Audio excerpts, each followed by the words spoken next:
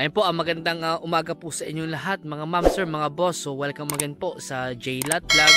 So for this episode po natin, andito naman po kami sa bayan po ng Muñoz, Nueva Ecija, Science City of Muñoz po. At meron po tayong titignan na property po dito na binibenta po. So ito po ay meron pong sukat daw po na 3 hektarya.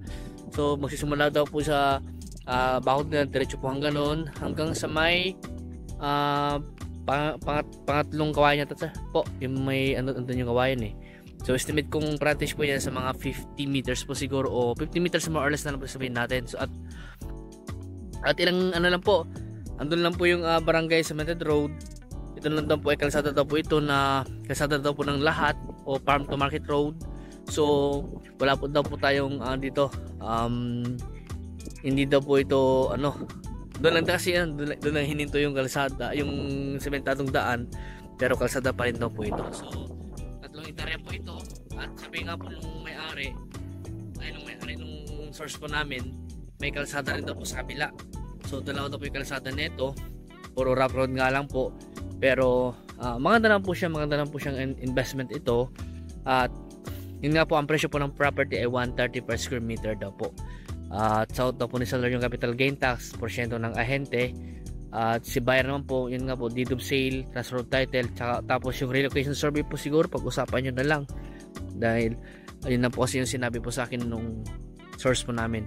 So ito po, mayroon po siyang kawayan, may buli, at ito nga po ay pahaba po itong property na ito, pahaba po siya. At maganda po siyang pwede daw po dito poultry tsaka piggery, sabi po nung source po namin. Kabilaan. Sa bandang dulo daw po may kalsada pa. Kung nakikita niyo po yung yung saging doon. Ayan, almost 1 kilometer, boss? 1 kilometer daw po yung haba ayon kay Boss Jason, dahil pinaliparan po ng drone po ngayon. So nasa 1 kilometro daw po yung kanyang haba. 3 hectare po ito. Ayan, 3 hectare po ang sukat ng property nito. Buhay pa naman daw po yung nakapangalan sa title, ayon po sa source po namin. At tinanong ko kung anong klaseng titulo, hindi niya masabi. So upon viewing na lang po siguro kung sakasakali. So yun po yung boundary nga po sa mga buli niyan. Diretso po yan, 1 kilometer daw po yung length. Tapos sa pinakadulo daw po meron daw pong kalsada rin daw. So yung drone video na lang po yung may 4 na fish pan. And panoorin nyo po yung kanyang drone video para makita nyo yung pinaka dulo. And then meron daw po itong 4 na fish ponds as a source of water po nila sa nilang palayan. At ito nga po ay ang source of water din po dito na pang pangligo, deep well po. Ayan.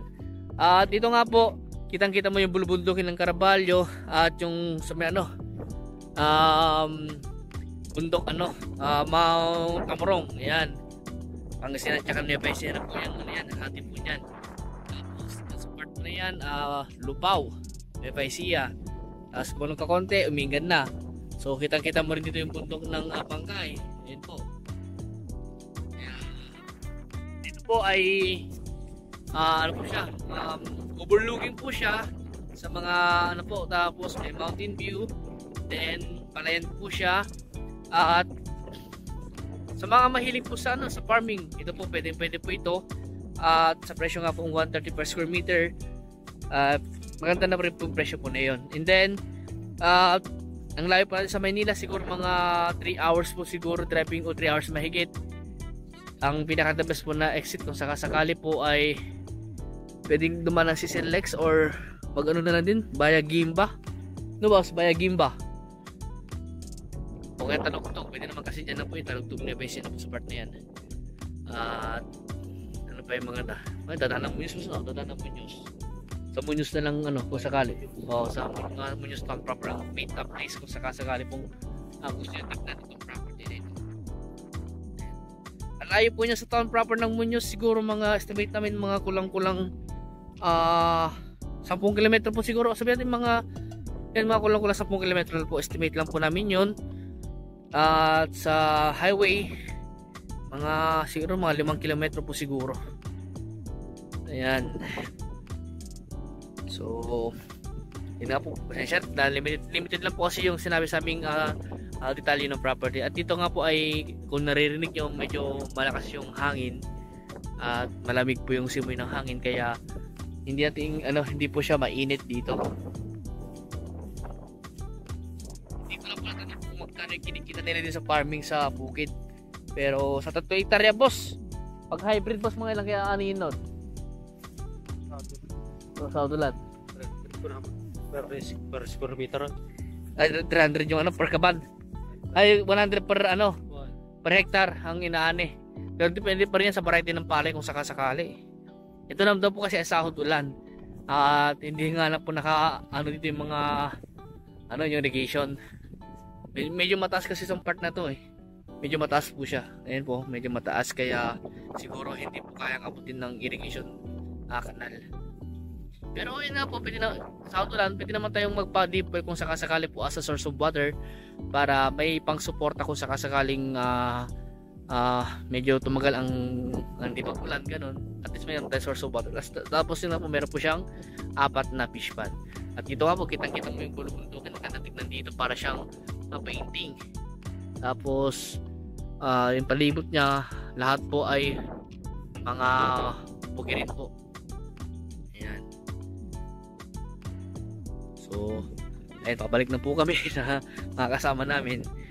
Panoorin nyo rin po yung kanyang drone video para makita nyo po yung kabuuan ng property sa itaas. At ulitin ko po, ito nga po ay 3 hektarya po ito. Sabihin natin 3 hectare more or less, dahil hindi naman po niya pinakita sa amin kung anong klaseng titulo, para makita po sana namin kung ilan talaga yung eksaktong sukat ng property. At yun nga po, tinanong naman po namin kung buhay pa yung nakapangalan. Sabi naman po niya buhay pa naman daw po nagbebenta, pero yung nakapangalan sa titulo di ko lang po sure kung buhay pa. Ayan. So presyo nga po 130 per square meter. Murang-mura na po yun. Tapos source of water, yun ang deep well. Kuryente, yun nga lang po, wala po kami nakitang poste ng kuryente dito, pero baka sa pagkabalpan po siguro may kuryente po dyan. At ano pa, yan, baka pwede nga po dito piggery o poultry, sabi po nung namin, kasama po namin. Sa mga mahilig po mga poultry po dyan, poultry farm, try po natin to, baka sakaling pumayag po. Kasi ang alam ko ng bayan ng Muñoz nagbibigay pa rin po sila ng zoning para sa mga ganitong business. Ayan. So mahilig mag farming, pwede naman po ito sa mga farming, kagaya po ng ito, rice farm, o kaya mag vegetable farm kayo, or ano pa, pwede na gawin kalamansi farm, or depende po yan kung ano yung gusto yung farming dito. Ayun nga po, maganda naman po yung lupa, at mataba po yung lupa dito, dahil alam niyo po ang Science City of Muñoz, isa po sila sa mga pinag-aaralan talaga about sa agricultural, yan, sa mga agrikultura. Ayan po. So kung may ibang katanungan po kayo regarding po sa property na ito, tawag lang po kayo sa akin. At kung gusto yung i-view po ito ng personal, sasamahan po namin kayo para makita nyo po ng personal itong property na ito. So hanggang dito po muna, at maraming salamat po sa inyong lahat, at God bless po.